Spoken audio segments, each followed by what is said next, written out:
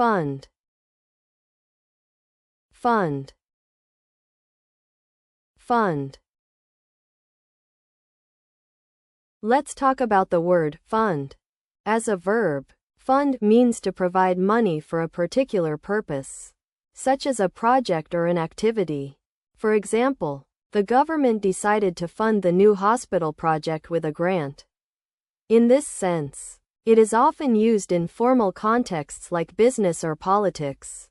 As a noun, fund can refer to a pool of money that is set aside for a specific use, like a scholarship fund or an emergency fund. For instance, she contributed to the charity's fundraising efforts by donating to their annual fund. It's worth noting that when referring to money, fund is often used with a more general sense than money. So you might hear phrases like fund for education instead of money for education. Here are 3 practical example sentences using the word fund along with their respective contexts. The university recently launched a crowdfunding campaign to fund the construction of a new science building, which is expected to be completed within 2 years. In this formal usage, the term fund implies raising money from multiple sources for a specific project or cause. On the other hand, I'm planning to start my own business and need to save up some funds to pay for the initial costs, like renting an office space and hiring staff. Here, the word fund is used in a casual conversation context where it simply means having enough money set aside for specific expenses.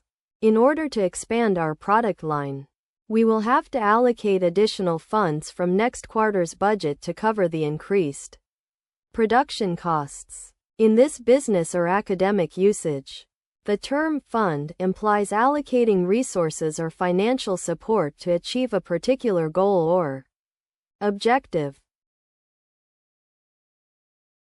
So you want to know about that money set aside for specific goals or needs?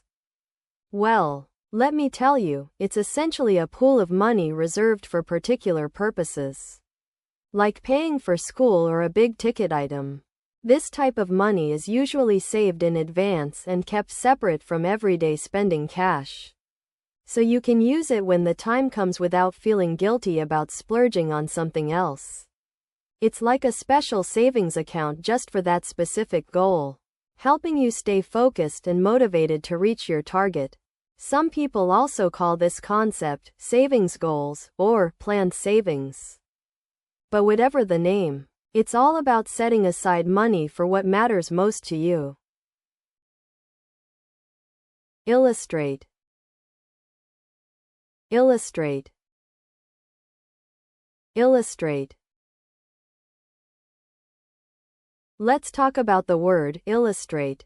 The part of speech is a verb, which means it's used to describe an action or a state. Common usage of illustrate includes explaining or describing something, usually a concept or idea, by giving examples or details that make it clearer and more understandable. For example, the teacher asked the students to illustrate their point with a simple diagram, meaning they need to provide evidence or a visual representation to support their argument. Another common usage is in art, where illustrate means to create drawings or paintings, often for a story, book, or other written work.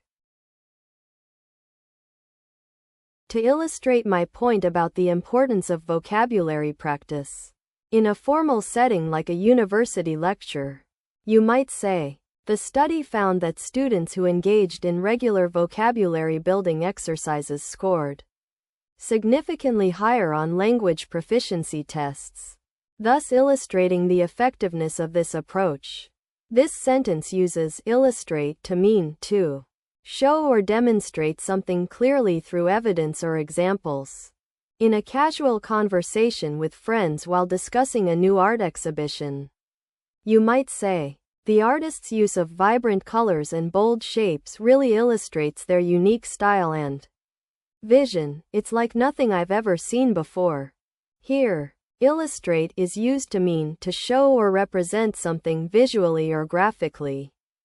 In a business context, such as a marketing proposal for a new product launch, you might say, "The infographics we designed will effectively illustrate the key features and benefits of our new smartphone model, making it easy for customers to understand and compare with other options." In this example, illustrate is used to mean to provide visual information or data in a clear and concise way. So you're trying to learn about illustrate. Well, in simple terms, it means to show or describe something in a way that helps people understand or visualize it. When we illustrate an idea or concept, we're using words, pictures, or other forms of communication to make it clear and easy to grasp for others. It's like explaining a complicated topic by giving examples or anecdotes that help make it more relatable and memorable. People use the term illustrate in various contexts, such as when they write articles, create educational materials, or even just try to explain something complex to someone else. Some similar concepts include explain, describe, or demonstrate, but illustrate has a slightly more creative connotation to it, implying that you're not just stating facts, but also using imagination and creativity to make the information stick. Immigrate. Immigrate. Immigrate. So, you want to know about the word immigrate, right? Well, let me break it down for you. The part of speech is a verb, which means it's an action word that tells us what someone or something is doing. Common usage-wise, people usually use immigrate when talking about moving from one country to another, typically with the intention of staying in the new country. For example, she immigrated to the United States from Mexico 10 years ago. It's worth noting that while emigrate, which I'll explain soon, often carries a slightly negative connotation, implying someone is leaving their home country because it's not safe or desirable. Immigrate, on the other hand, tends to have a more neutral tone, suggesting a voluntary move. Here are 3 practical example sentences using the word immigrate. Formal usage. In order to apply for citizenship, you must demonstrate that your immigration to this country was done so with the intention of becoming a permanent resident and contributing to society in a meaningful way. In this context, an administrative official is explaining the requirements for naturalization. The use of the word immigrate here implies a formal and deliberate decision to move from one's home country to another.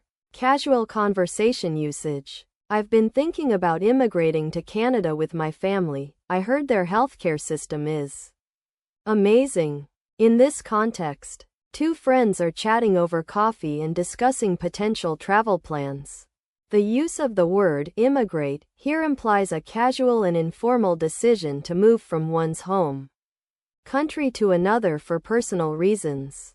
Business or academic usage. The economic data suggests that an influx of immigrants has had a significant impact on the local job market, with new businesses emerging as a result. In this context, an economist is discussing research findings in a presentation. The use of the word immigrate here implies a formal and analytical examination of demographic trends and their effects on the economy. These examples illustrate how the word immigrate can be used in different contexts to convey varying levels of formality and intention. So you want to know what happens when people move from their home country to another country to live there permanently? Well, let me break it down for you. When someone chooses to leave their own country and settle in another one where they might have friends, family, or a job waiting for them, that's called making a new life abroad. This process involves getting the necessary documents like a visa or a residency permit, which allows them to stay and live there long term. It's kind of like taking root in a new soil. People often do this when they want to experience a different culture, improve their quality of life, or follow a job opportunity. And it's a big decision that can bring many exciting changes.